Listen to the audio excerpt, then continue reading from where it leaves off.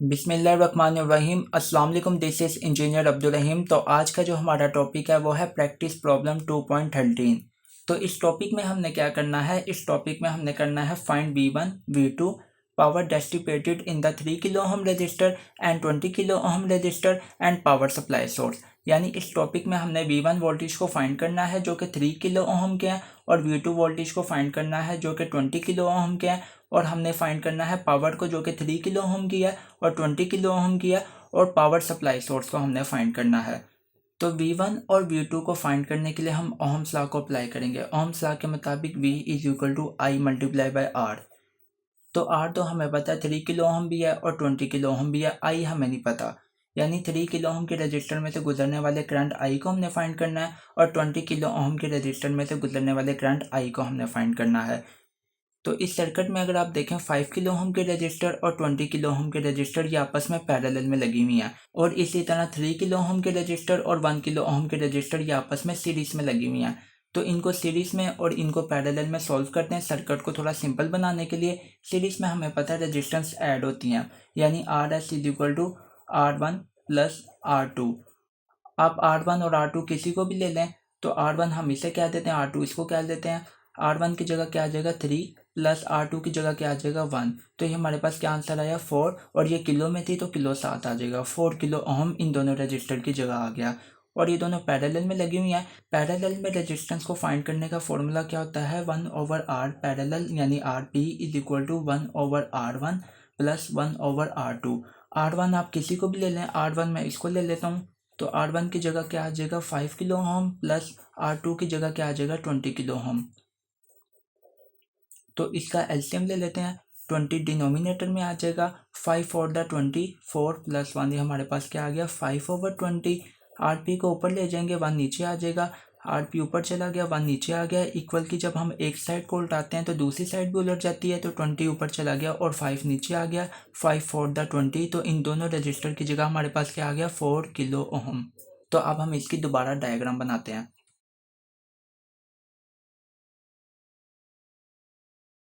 ये हमारे पास आ गया 30 मिली एम्पेयर का करंट सोर्स। इन दोनों रजिस्टर को जब हमने सीरीज में सॉल्व किया तो हमारे पास क्या वैल्यू आई 4 किलो ओम। तो इन दोनों रजिस्टर की जगह क्या आ जाएगा 4 किलो ओम। तो ये एक रजिस्टर मैं बना रहा हूँ, इसकी वैल्यू क्या है 4 किलो ओम। और इन दोनों रजिस्टर को भी जब हमने पैरेलल में सॉल्व किया तो हमारे पास क्या आंसर आया 4 किलो ओम। तो इन दोनों रजिस्टर की जगह भी क्या आ जाएगा 4 किलो ओम। तो ये मैंने इधर लिख दिया 4 किलो ओम। तो ये सर्किट हमारे पास सिंप्लीफाई हो गया। अगर हम इस ब्रांच में जाने वाले करंट को फाइंड कर लेंगे तो हमारे पास V1 आ जाएगा, और इस ब्रांच में जाने वाले करंट को फाइंड कर लेंगे तो हमारे पास V2 आ जाएगा। तो इस ब्रांच में यानी कि 4 किलो ओम के रजिस्टर में से गुजरने वाले अगर हम करंट को फाइंड कर लेते हैं तो V1 को हम इजीली फाइंड कर सकते हैं। तो अब 4 किलो ओम रजिस्टर में से गुजरने वाले करंट को किस तरह फाइंड करेंगे, इसको फाइंड करने के लिए हम अप्लाई करेंगे CDR यानी कि current division rule. Current division rule क्या होता है कि जिस भी ब्रांच में से आपने गुजरने वाले करंट को फाइंड करना हो उसको आप बराबर रख देते हो total current divided by total resistance multiply by जिस रजिस्टर में से या जिस ब्रांच में से गुजरने वाले करंट को आपने फाइंड करना है उसकी जगह आप उससे ऑपोजिट वाली रजिस्टर को मल्टीप्लाई कर देते हो। ये मैं फॉर्मूला इधर लिख देता हूँ।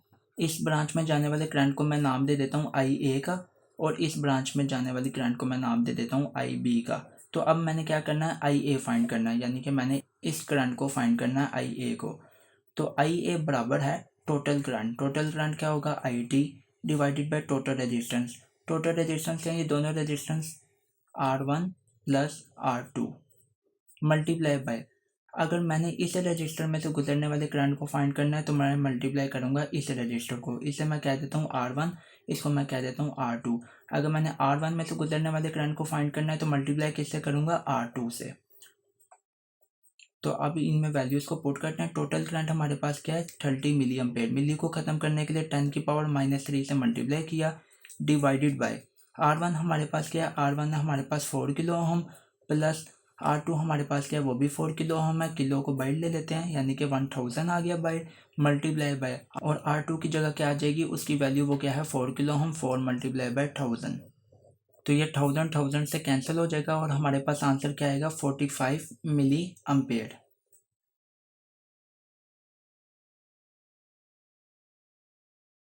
तो आई ए को हमने फाइंड कर लिया। अगर आप इस सर्किट में देखें दोनों रजिस्टर की वैल्यू क्या सेम है, यानी कि जो करंट इस ब्रांच में डिवाइड होगा वही करंट इस ब्रांच में डिवाइड होगा।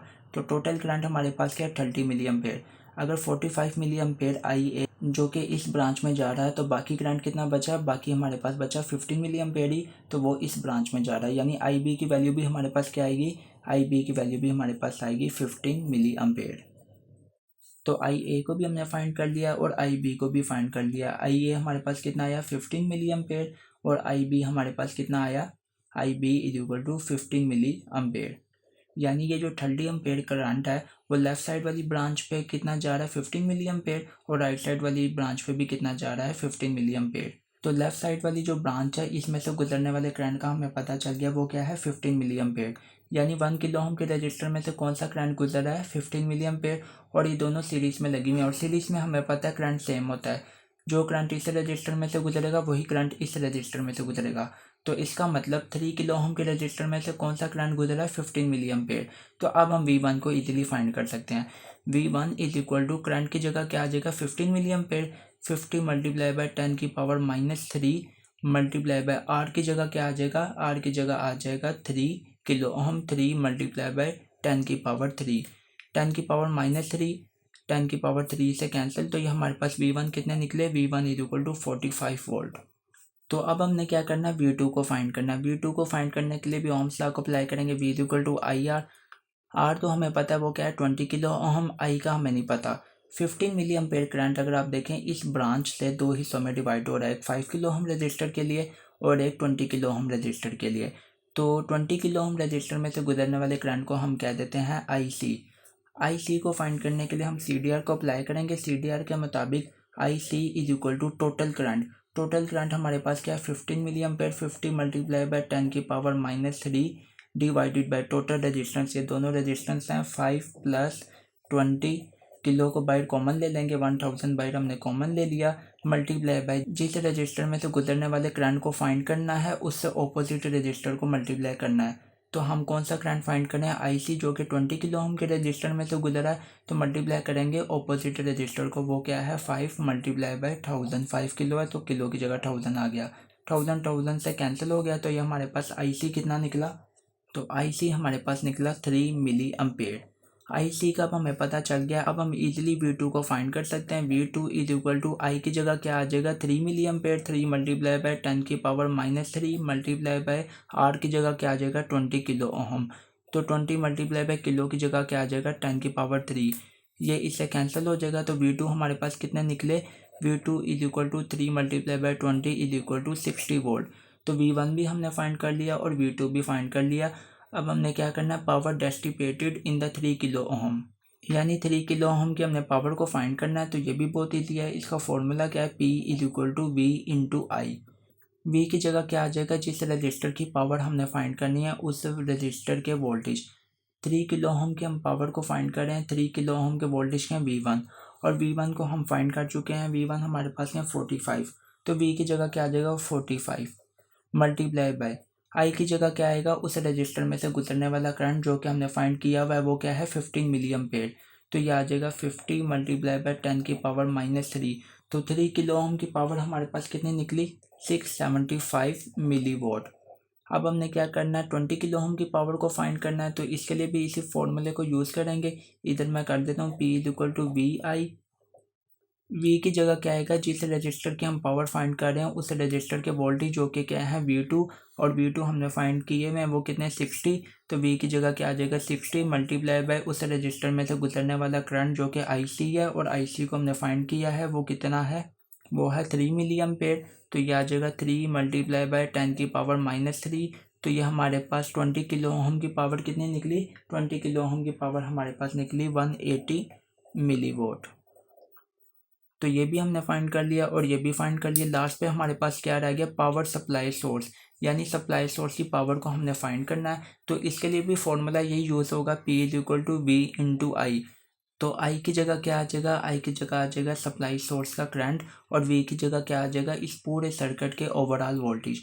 तो इस सर्किट के ओवरऑल वोल्टेज फाइंड करने के लिए इस सर्किट को कंप्लीट हम सॉल्व करेंगे, यानी कि सिर्फ एक ही इक्विवेलेंट रेजिस्टेंस आ जाएगी। तो यहाँ तक हमने सर्किट को सॉल्व किया हुआ है, तो इसको मजीद सॉल्व करते हैं। 4 किलो ओम की रजिस्टर और 4 किलो ओम की रजिस्टर ये आपस में पैरेलल में, तो इसको पैरेलल में सॉल्व करते हैं। फॉर्मूला यूज़ करेंगे 1/RP is equal to 1/R1।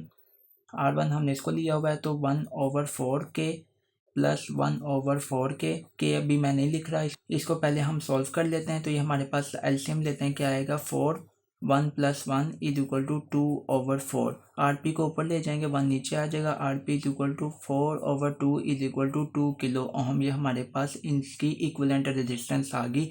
तो अब इसका हमारे पास सर्किट क्या बनेगा, सर्किट हमारे पास इस तरह बनेगा।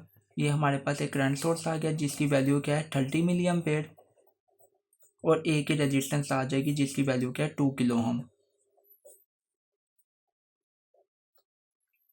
तो अब हमने क्या करना है, इस 2 किलो ओम के वोल्टेज को फाइंड करना है जिसको हमने इसमें पुट करना है। तो वोल्टेज फाइंड करने के लिए V is equal to I into are.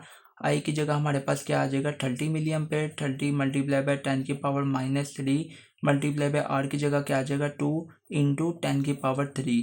ये इससे कैंसिल, तो V हमारे पास कितने निकले, तो V हमारे पास आए 30 इंटू 2, ये हमारे पास आ गए 60 वोल्ट। अब हमने क्या करना है, पावर सप्लाई सोर्स को फाइंड करना है। तो इसको फाइंड करने के लिए सिंपल क्या करेंगे, P is equal to V I. V की जगह क्या आ जाएगा 60 मल्टीप्लाई बाय आई की जगह क्या आ जाएगा सोर्स करंट, वो कितनी है 30 मिली एम्पेयर, 30 मल्टीप्लाई बाय 10⁻³ तो पावर सप्लाई सोर्स हमारे पास कितनी आई, तो पावर सोर्स हमारे पास आई 1800 मिली वोट।